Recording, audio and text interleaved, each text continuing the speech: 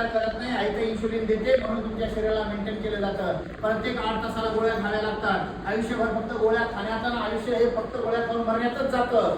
पण ज्याला कोणाला डायबिटीसचा प्रॉब्लेम आहे त्या माणसाला आज तुम्हाला मी चॅलेंज करून सांगतो, माझी ही गोळी त्याच्या घरामध्ये पोहोचवा. ज्या माणसाला सकाळ दुपार संध्याकाळ इन्शुलिन घ्यावं लागतं, जो माणूस इन्शुलिन शिवाय जगू शकत नाही, त्या माणसाला सकाळी 2, दुपारी 2, रात्री 2 ह्या गोळ्या चालू करा. 6 महिन्यानंतर त्याचा HbA1c नावाची टेस्ट करून घ्या. त्याच्या शरीरामध्ये साठलेली शुगर कायमस्वरूपी बाहेर जाईल आणि निरोगी माणसासारखं आयुष्यभर जगेल. पण आमचं दुर्दैव, तुमच्यापैकी 1 वर्षापासून समोरचा सक्सेस करणारे माणसं नाही. हातवर करा ना, 1 वर्षापासून काम करणारे. मला आजच नाही कारण किती पैसे कमवले? उभं राहायची काही गरज नाही. 12 लाख. किती? 12 लाख. किती कमवणार बाबा? 32 लाख. 32 लाख. तिच्या आईला 32 लाख कमवले. राकेश सर तुम्ही? 1 लाख. हो बोलगे सर तुम्ही? 18 लाख. काय चांगलं विचारावर मला आहे. अहो तुम्ही तुमच्यापैकी 1 लाख 50,000 10,000 कोणी कोणी आहे? तुम्ही किती? 38,000. 38 लाख रुपये आपण लोक तुम्ही किती? हा 50,000. किती?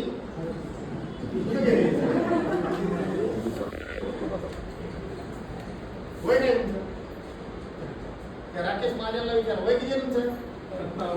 57 साल. यांच्या आजही त्या जंगलात कोणी गेलं तर हरवलं तर सापडायचं नाही. आणि एक तरुण बाळ माणूस त्या जंगलात शोधायची गरजच नाही. ओके, मला सांगा एवढे पैसे तुम्ही सगळे कमवले, तुमच्या बाजारामध्ये आता ह्या मिनिटाला गाड्यावरती गाडा ढकलून सफरचंद विकणारे माणसं आहेत का नाही? हॅलो, सफरचंद विकणारे का काय नाही मार्केटमध्ये? गाडा ढकलतो दिवसभर. सफरचंद गेलो, सफरचंद 200 रुपये किलो, 150 रुपये किलो, 200 में 2 किलो आहे का नाही माणसं रस्त्यामध्ये? आहे. तो पण माणूस सफरचंद विकण्याच्या आधी आलेल्या माणसाला काय करतो? काय करतो? हॅलो, काय करतो? सफरचंद. किती पैसे कमवतो? 38 लाख. 52 लाख. हॅलो, 12 लाख कमवतो. वाटू द्यायला काहीतरी जीवाला. तिच्या आईला दिवसभरामध्ये 100, 200, 500 रुपये कमवणारा माणूस दिवसभरामध्ये 8-10 सफरचंद लोकांना खायला घालतो, छोटे छोटे तुकडे, आणि लोकांच्या मनावर राज करतो. आणि जो माणूस 1/2 किलो घ्यायला आला त्याला 2 किलो घ्यायला भाग पाडतो. हॅलो, बरोबर ना? अरे इतका सुंदर प्रोडक्ट आहे, इतका सुंदर प्रोडक्ट आहे. तुमच्या संभाजीनगरच्या कोणत्याही हॉस्पिटलमधल्या कोणत्याही डॉक्टराला साला तुम्हाला शरण जायला भाग पडेल अशा ताकदीचा प्रोडक्ट. पण याला डेमोज देता येत नाही तुम्हाला. डेमो प्रोडक्ट आहे हा, त्याचा डेमो द्या ना. काय तिकडे 1 बॉटल 2,000ची थोडा 2 करोड रुपये कमवाल याची गॅरंटी देऊ शकतो. या ताकदीचा प्रोडक्ट आहे हा. डेमो देता येत नाही. थोडा 1 बॉटल घ्या. CBOP बोलवा 10 माणसं समोर येते अनोळखीची, त्यांच्या हातामध्ये 1-1 चमच साखर द्या. साखर खायला लावा. साखर पाण्यातून जरी पिली तरी पाणी कसं लागतं? दुधात टाकलं चहा कसा लागतो? पिठात टाकलं लाडू कसा लागतो? कडू काढलं खाल्लं 4 चमच साखर खाल्ली तरी साखर. अरे कशालाही निगेटिव्ह करणारी ही साखर साला. माझी 1 गोळी फोडा, जिभेवर ठेवा. 1 मिनिट घड्याळ लावून फक्त ती गोळी जिभेवर असं तोंडामध्ये लाळामध्ये फिरवा. त्याची पावडर. त्यानंतर त्या माणसाला अर्धा किलो साखर खायला, 2 किलो साखर खायला. साखर गोड लागली ना साहेब, हा डॉक्टर तुमच्या घरामध्ये येऊन भांडी घासणार. आहे मार्केटमध्ये एखादा प्रोडक्ट असं आहे? एखादा डॉक्टर असा साखरेला निगेटिव्ह करू शकतो? इतकी ताकद आहे माझ्या प्रोडक्टमध्ये, इतकी ताकद आहे माझ्या वनस्पतीमध्ये. अरे त्या रामायणामध्ये संजीवनीचा उल्लेख केला आहे, विसरलात करा नाही. ते आयुर्वेद आहे माझं, कधीपासूनच आहे. अरे कित्येक युग लुटून गेली, कित्येक युग लुटून गेली, पण आयुर्वेद ज्या दिवशी सृष्टीची निर्मिती झाली ना साहेब, त्या दिवशी माझ्या आयुर्वेदाची निर्मिती. मग काल आलेले त्या 200 वर्षापूर्वी आलेल्या त्या इंग्रजांनी त्याच्या आईला काय तुमच्या डोक्यावर विमान फिरवलं तर तुम्हाला इंजेक्शन, गोळ्या, औषधी सलाईन कळायला लागले. माझा आयुर्वेद कधी कळला? अरे छत्रपतींच्या काळामध्ये तलवारीने घाव घातले अंगाला. कोणतं हॉस्पिटल होतं? धडापासून हात वेगळा, धडापासून पाय वेगळे, धडापासून मुंडकं वेगळं झालं. त्या माणसाला कोणत्या हॉस्पिटलमध्ये ऍडमिट केलं होतं? कोणते सलाईन लावले होते? सायकलवरनं जरी पडला तर डायरेक्ट हॉस्पिटलमध्ये जाताना कोमामध्ये तुम्हाला आयसीयू मध्ये ऍडमिट केलं जातं. तेव्हा कोणते आयसीयू होते?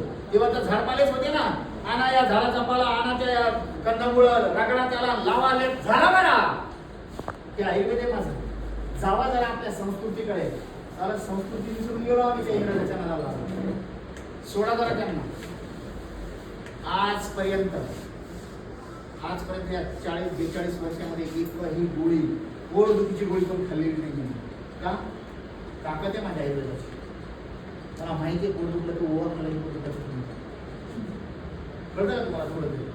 हा, युरिन इन्फेक्शन झालं की गेले बोंबलत हॉस्पिटलमध्ये, जायची गरज नाही.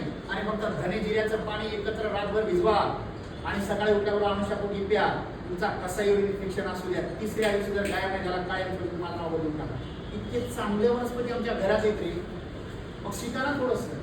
धनुर्वात, हार्ट अटॅक आला, अरे तोंडामध्ये एक लवंग आणि एक काळी मिरी ठेवून द्या. हॉस्पिटल 50 किलोमीटर पर्यंत दूर असला तरी तुमचा माणूस जिवंत तिथपर्यंत जाऊ शकतो. पण आम्हाला कळतच नाही.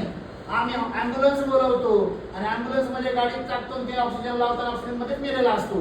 तिथं जाऊन त्याला 15 दिवस अजून त्या याच्यामध्ये झुलवतात आणि तुम्हाला फिरवतात आणि 10-5 लाख रुपये काढतात. मग म्हणतात माणूस मेला. आम्ही आणला तेव्हाच मेला होता.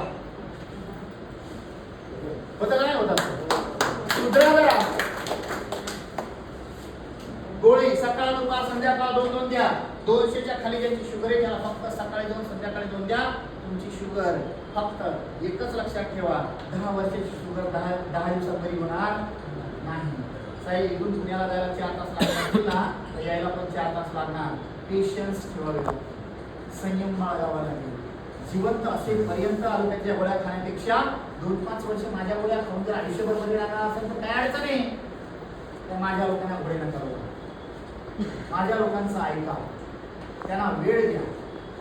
त्यांच्यासोबत 6 महिने, 8 महिने, वर्ष, 2 वर्ष राहून बघा. औषधी घेऊन बघा.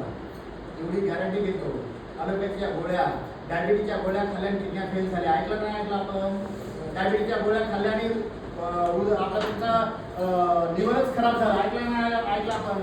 देशाचे गृहमंत्री, देशाचे मुख्यमंत्री गमावलेत आम्ही. डायबिटीच्या गोळ्या खाऊन किडन्या फेल झाल्यामुळे, लिव्हर फेल झाल्या.